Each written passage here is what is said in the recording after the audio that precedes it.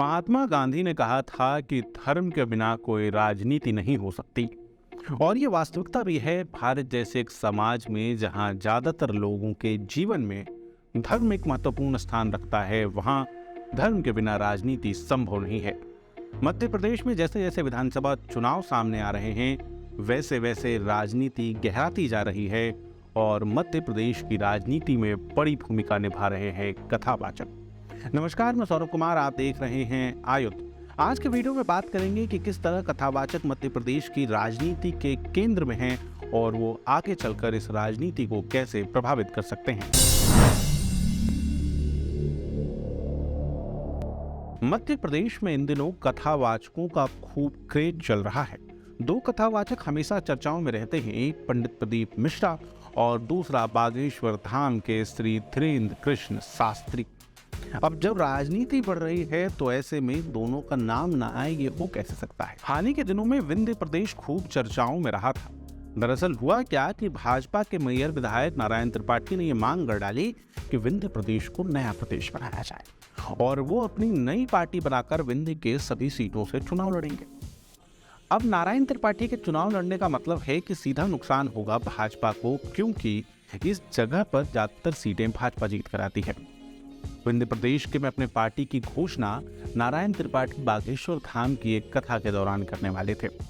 बागेश्वर धाम के पंडित धीरेन्द्र कृष्ण शास्त्री की बड़ी कथा का इंतजाम था, लेकिन आखिरी समय में धीरेन्द्र कृष्ण शास्त्री ने अपनी कथा कैंसिल कर दी। मई में 3 मई से होने वाली मैहर की जो कथा थी, अति व्यस्तता के कारण, संतों की आज्ञा के कारण वह कथा का जो समय है उसको आगे बढ़ाया जाता है।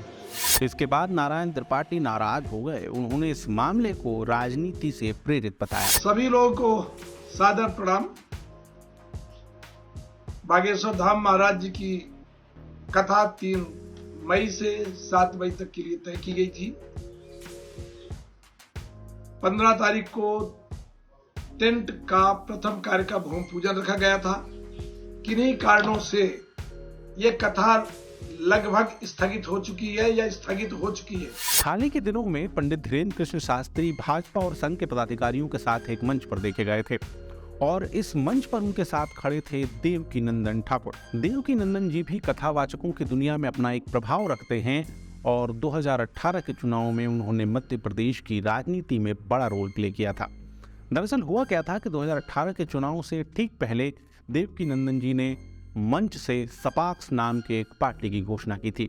एक पार्टी जो अपने आप को स्वर्णों का प्रतिनिधित्व करने वाला बताती थी और ये पार्टी सीटें तो नहीं ला पाई, लेकिन इसने भाजपा का अच्छा खासा नुकसान किया। और विशेषज्ञ बताते हैं कि 2018 के चुनाव में जो भाजपा हार गई, इसके पीछे सपाक्स का और नोटा का एक महत्वपूर्ण रोल था।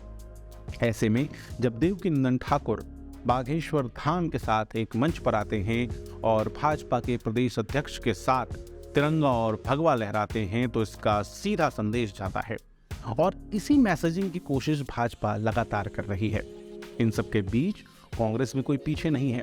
हाल ही में कांग्रेस के बड़े नेता धीरेन्द्र कृष्ण शास्त्री से मिलने के लिए गढ़ा में उनके गांव पहुंचे थे। हालांकि ये दूसरी बात है कि कांग्रेस के नेता प्रतिपक्ष डॉक्टर गोविंद सिंह लगातार बागेश्वर धाम पर निशाना साधते रहते हैं। अभी हाल ही में वो पांडोकर सरकार की एक कथा में पहुंचे थे। इस कथा के दौरान उनके सामने कैमरा और माइक आ गए। इसके बाद क्या था, डॉक्टर गोविंद सिंह फट पड़े और उन्होंने बागेश्वर धाम के बारे में तमाम बातें कही। और सबसे बड़ी आश्चर्य की बात है कि कई धाम सुने, पांडोकर धाम, बागेश्वर धाम। उन धामों में बागेश्वर धाम जो है वो राजनीतिक आधार पर वो भारतीय जनता पार्टी के प्रचार करता है। ये तो थी बातें बागेश्वर धाम की। पंडित प्रदीप मिश्रा भी कहीं पीछे नहीं है। अभी हाल ही में पंडित प्रदीप मिश्रा तब चर्चाओं में आए थे जब उन्होंने उज्जैन के महाकालेश्वर मंदिर में भक्तों के साथ होने वाले भेदभाव और वीआईपी व्यवस्था के बारे में बोला था। इसके बाद व्यवस्थाएं भी सुधारी गईं और मंदिर कमेटी ने जिम्मेदार लोगों के ऊपर एक्शन लेने की बात कही। हालांकि जब कभी भी मध्य प्रदेश की राजनीति में बात होती है तो कमलनाथ छिंदवाड़ा मॉडल की बात करते हैं। छिंदवाड़ा खूब चर्चाओं में रहता है। हाल ही में उन्होंने एक बयान भी दिया था जो खूब चर्चाओं में रहा था। जमीन से जुड़े हुए मेरे क्षेत्र के लोगों ने मुझे वोट दी है, कोई कलाकारी से नहीं दी, एक विश्वास से दी है। और आज एक प्रश्न और पूछ लीजिएगा, ये छिंदवाड़ा का और अपने बुधनी की तुलना कर ले। ये छिंदवाड़ा अपने बुधनी की, ये तो 15 साल मुख्यमंत्री रहे, सांसद रहे। मैं तो सबको आमंत्रित करता हूं बुधनी से, आप छिंदवाड़ा जाइए, मेरे मेहमान बन के जाइए और तुलना कर लीजिए, उसके बाद आप फैसला कर लीजिए। इन सब बयानों के बीच पंडित प्रदीप मिश्रा ने भी छिंदवाड़ा में होने वाली अपनी एक कथा को कैंसिल कर दिया है। कथाओं का गणित बड़ा मजेदार गणित होता है, क्योंकि नेता को चाहिए मंच, माला और माइक और सामने भीड़। हो सकता है कि किसी राजनीतिक कार्यक्रम में भीड़ जमा ना हो, लेकिन जब कोई धार्मिक कार्यक्रम होता है, जब पंडित प्रदीप मिश्रा या धीरेन्द्र कृष्ण शास्त्री की कोई कथा होती है, तो वहां पर भीड़ खूब जुटती है और ये भीड़ राजनीतिक मैसेज देने के लिए एकदम आइडियल भीड़ मानी जा सकती है। ऐसे में देखते हैं कि क्या मध्य प्रदेश के चुनाव में ये कथावाचक बड़ी भूमिका निभाएंगे, और अगर निभाएंगे तो क्या इनका पूरा समर्थन भाजपा की तरफ चला जाएगा। अगर आप भी हमारी बात से इत्तेफाक रखते हैं, आपको ये वीडियो अच्छा लगा, तो हमारे चैनल को सब्सक्राइब कर लीजिए।